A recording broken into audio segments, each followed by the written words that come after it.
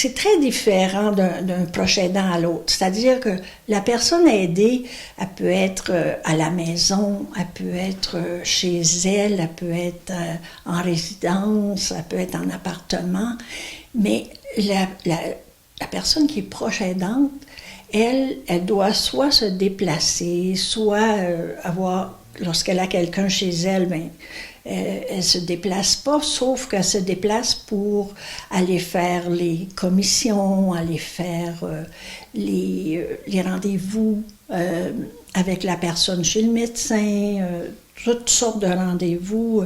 Il y a tellement de tâches pour les proches aidants. C'est énorme. Il y a des personnes qui s'essoufflent, qui s'oublient, qui n'ont pas qui ne connaissent pas les ressources parfois aussi pour aller soit changer d'air, soit se ressourcer. C'est ça qu'on veut faire, c'est ça qu'on fait avec des cafés-rencontres, des ateliers, de la formation parfois, des activités pour que les proches aidants puissent eux aussi se ressourcer, changer d'air parfois aussi. Et on offre du répit, c'est-à-dire que les personnes qui sont proches aidantes peuvent bénéficier de quelqu'un de professionnel, de compétent pour venir accompagner la personne aidée pendant qu'elle sorte, qu'elle a le faire. Des fois, ça peut être juste prendre l'air, faire une activité pour elle. Parce que souvent, ce qu'on remarque, c'est que les proches aidants s'oublient. Puis ils oublient qu'ils ont leur vie aussi. Et c'est comme s'ils devenaient uniquement proches aidants. Je veux pas dire que c'est tout à fait positif d'être proche aidant, mais si on s'oublie, on peut pas aider de la même manière. On a publié un encart ici à l'automne, puis ça dit si je prends soin de l'autre en me négligeant moi-même, j'entretiens la négligence et non le soin. C'est-à-dire que pour aider quelqu'un, ça prend... il faut être bien soi-même pour aider quelqu'un, sinon on s'épuise. Puis on n'est plus le proche aidant qu'on voudrait parce qu'on n'a plus l'énergie nécessaire.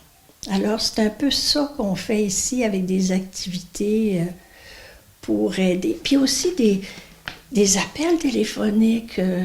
Je peux me déplacer, aller chez les gens, faire de l'écoute, de la sensibilisation, de l'information. C'est tout ça qu'on fait. Puis, au niveau du répit, juste la petite pause, le petit coup de main, ça fait toute la différence. Là. C'est incroyable, oui, vraiment.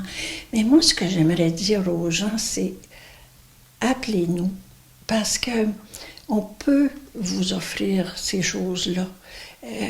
Vous n'êtes pas seul, on est là. Puis le répit, ça peut faire la différence exactement comme vous dites, parce que juste le fait d'aller prendre l'air, d'aller faire autre chose, d'aller voir une amie, c'est vraiment important.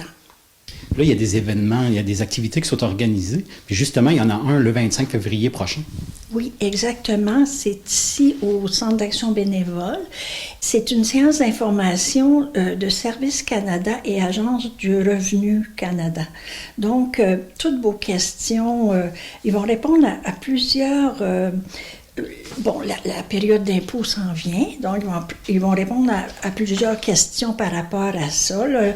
Les principaux types de revenus pour les aînés, là j'en passe, là, mais les crédits pour la taxe des produits et services, crédits d'impôt pour aidants naturels, il y a énormément de programmes qui existent, mais des fois, on ne les connaît pas toujours. Puis moi, j'invite, oui, les proches aidants, mais j'invite toute la population. Ça s'adresse à toute la population, cette séance d'information-là, parce que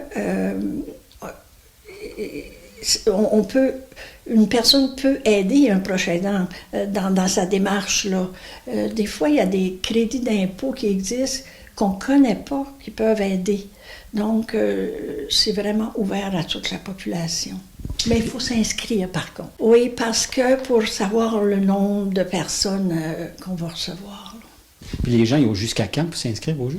Bien, en fait, jusqu'à mercredi matin, là, il n'y a pas de problème. Oui. Y a-t-il d'autres activités qui s'en viennent prochainement?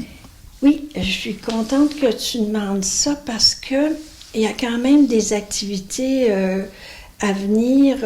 Par exemple, le 14 février, une sexualité saine et positive chez les aînés.